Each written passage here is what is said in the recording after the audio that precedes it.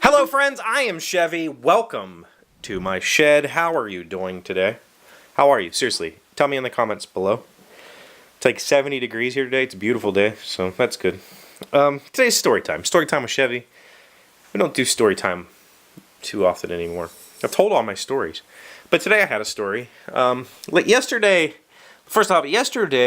I was not feeling as well mentally as I let on in yesterday's episode. I was pretty down last night.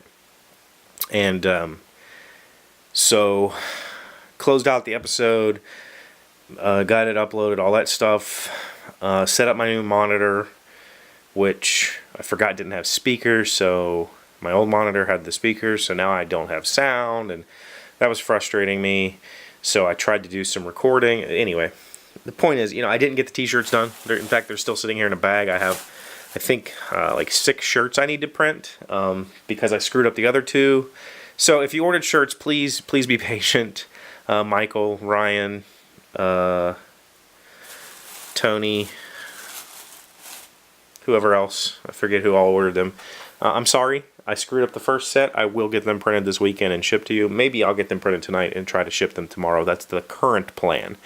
But when I'm in this kind of depressed state, plans never seem to work out. So I try really hard not to overpromise, but maybe I did this time. I didn't take enough time to practice. But so that was weighing on my mind last night. And I was really just laying there like, what's the point? You know what I mean? Like, hold on. No, first of all, when I say what's the point, I'm not suicidal. Never have been. Well, have been many times. Haven't been in like 2 decades. So I'm good. I'm good there. Don't worry about that. Just what's the point with like all this stuff, right? And so I have stuff I need to get done, and I knew that, and so I was just not in a good space mentally. So when I woke up this morning, my alarm went off, and it was like I had my phone in my hand typing out the I'm taking today off email. And it wasn't that I felt ill, like sick throat, nothing like that. It's that I just wanted to curl up in a ball. Right, and that's just part of depression. That's part of anxiety. I don't know. And so the story starts off with a story of personal willpower and achievement, because it took like every ounce of my willpower to get out of bed this morning. And the silly, stupid thing is that got me out of bed was, well, if I go to work, I can scrounge up a set of speakers. That was it. Okay, fine, I'll go to work. Because when you're in that state of, I don't want to do this thing, I need to justify to myself not doing it. So I'm laying in bed thinking like, well, I can print the t-shirts today. I can work on the truck today. It's supposed to be nice. I need to get it fixed so I can give my mother-in-law her car back. I'm running down this checklist. I can do gaming videos today. I'll stay home today. And in reality, I just needed to go to work, right? I just needed to get out of bed and go. And so I did.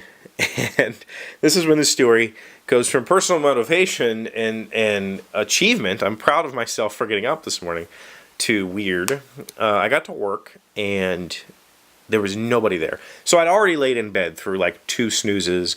I was late. By my standards, I was only 10 minutes early.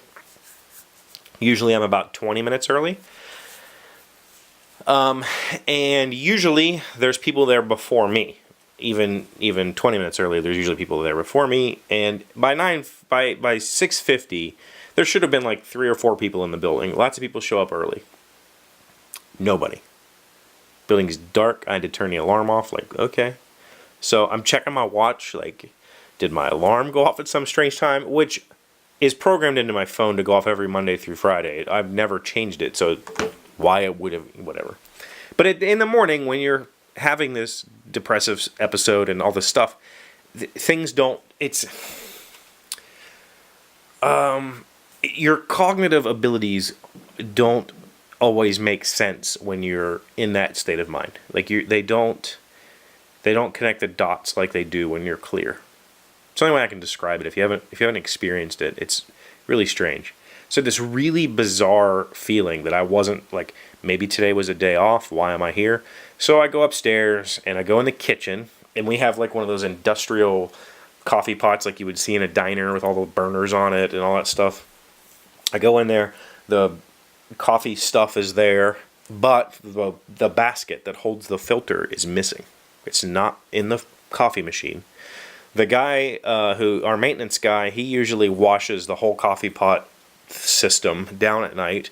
So it's usually in the strainer in the sink. So I go over there, nothing. It's not in the sink, not in the strainer, not anywhere near the coffee pot machine. I'm on my hands and knees looking underneath of the sink, underneath the cup, like maybe it fell on the floor. No, running through my mind like, well, maybe somebody went to dump it in a trash can and just threw it away. I don't know. And so I'm in this moment in the morning where nothing is making sense. I didn't want to be there.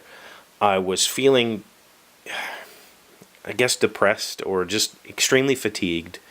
And this missing carafe thingy, it wasn't the carafe, it was the basket, was just driving me back. Like, that was the trigger when I'm sitting there thinking, like, okay, my rational brain takes over and says, am I having an episode right now? You know, I have a history with mental issues. I have a history with psychosis. Is my brain, am I being messed with right now? Like, I had to start seriously, logically thinking about it. And then everything worked out fine. Coworker showed up. Somebody looked in one of the dishes cabinets where I don't know why he would have put it there, but apparently it was there. And we found it, made coffee, whatever. Had a good day, and the day turned out perfect. Like, it was great. It was a good day at work. We did some training and stuff, and everything's great. So, man, but just one of those days where it's like, I didn't want to get out of bed, and when I finally did, I thought I thought Blaine the train was playing tricks on me because I was so confused, so utterly, absolutely confused. And that's it's a really hard thing to describe. You know that dream that we all had where you go to school and nobody's there?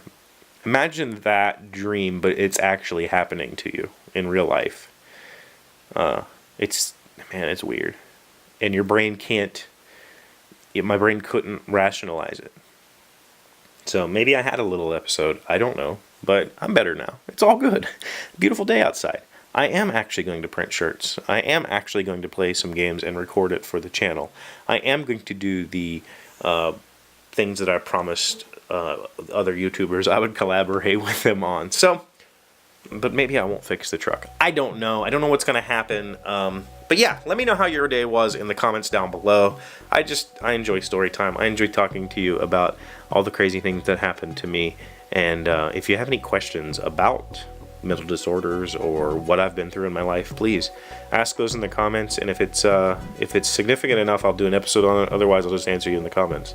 Thank you for being here, as always. Thank you for liking and commenting and subscribing and just being awesome people. I really love you very much, and I will see you on Monday. Hey, Doc, wait! I want to ask you something. Today's random fact comes from DukeEnergy.com. What color does natural gas burn? On a natural gas appliance, the color of the flame is a good indicator of an incomplete combustion. The flame should always burn blue, not orange or yellow. If the flame is not blue, it may be a sign that the appliance needs adjusting or cleaning.